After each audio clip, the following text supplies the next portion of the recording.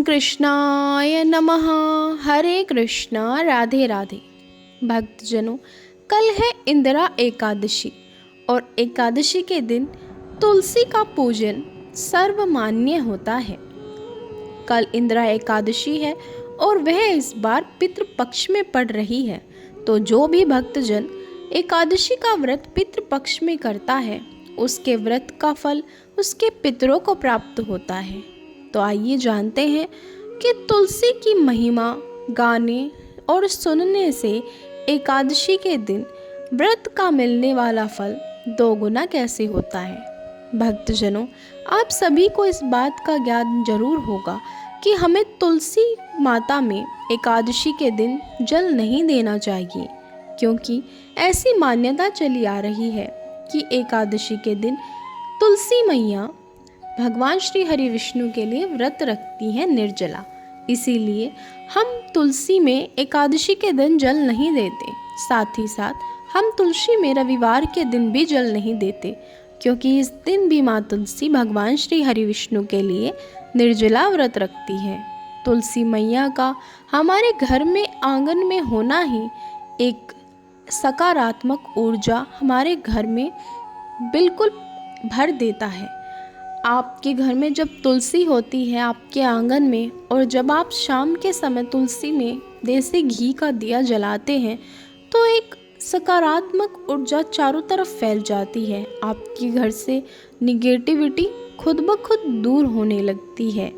इसीलिए आप सभी लोगों को अपने घर में शाम में देसी घी का तुलसी में प्रतिदिन दिया जरूर जलाना चाहिए, क्योंकि कहते हैं कि भगवान जो सब दुखों को हरते हैं उनको सिर्फ तुलसी दल की ही पूजा अवश्य उनकी करनी चाहिए। वो तुलसी दल की पूजा को सर्वोपरि मानते हैं। जिसने तुलसी का रोपण किया उसके सहस्त्र कल्पों तक ब्रह्मलोक में वह सम्मानित होता है, क्योंकि हम तुलसी को माँ लक्ष्मी की तरह पूजते हैं।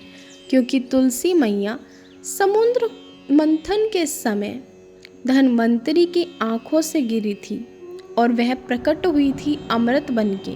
इसलिए हम तुलसी को माँ लक्ष्मी के समान पूजते हैं।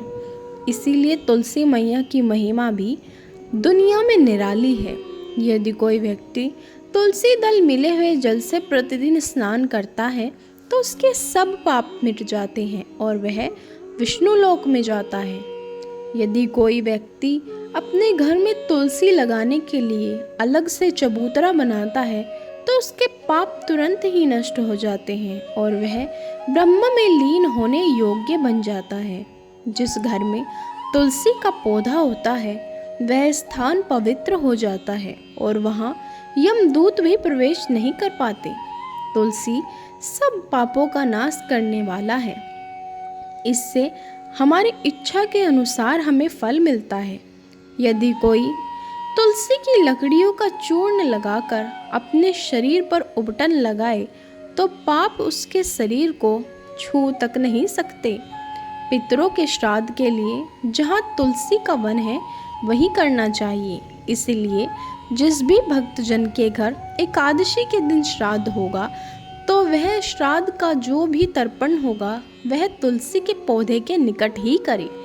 इससे आपके पितरों को मुक्ति मिलेगी, आपके पितरों को स्वर्ग में वास मिलेगा और उनकी आत्मा को शांति मिलेगी। यदि किसी मनुष्य के मुंह, कान या सर पर तुलसी पत्ती लगी हो तो क्या यमराज उसे देख भी नहीं सकते, उनके दूतों की तो बात ही क्या है। इसीलिए प्रतिदिन नहा धोकर तुलसी में एक लोटा जल देकर आप तुलसी का एक दल लीजिए और आप उसको अपने कान के ऊपर लगा लीजिए या आप उसको अपने मुंह में रख लीजिए। और जब आप उसका जो रस होता है वह आपके मुंह में जाएगा तो आप सारा दिन एक अलग ही सकारात्मक ऊर्जा के साथ अपने सारे कार्य करेंगे और आपको कोई भी पाप छू तक नहीं सकेगा। जो मनुष्य तुलसी की महिमा श्रद्धा से सुनता है वह पाप मुक्त होकर ब्रह्मलोक को जाता है। भक्तजनों, प्रतिदिन शाम को अपने घर के आंगन में देसी घी या तिलों के तेल का एक दिया तुलसी मैया पर जरूर जलाना चाहिए। साथ ही एक धूप बत्ती भी ज़रूर जलानी चाहिए ताकि आपका घर का आंगन खुशबू से महक उठे। जहाँ आपका घर का एंट्रेंस है, आप वहाँ पे एक देसी घी का दिया जलाइए। अगर आपके घर में कलह है, आपके बीच लड़ाइयाँ हो रही है, पैसा आता है लेकिन वह रुकता नहीं है, तो आप उस दिए में एक कपूर और 2 लौंग डालिए और उस दिए को जलाकर अपने घर की एंट्रेंस पर रख दीजिए। इससे क्या होता है, जैसे जैसे वह कपूर और वह लौंग साथ में जलती हैं, वैसे ही आपके घर से नकारात्मक शक्तियाँ जो है वो बाहर होने लगती है।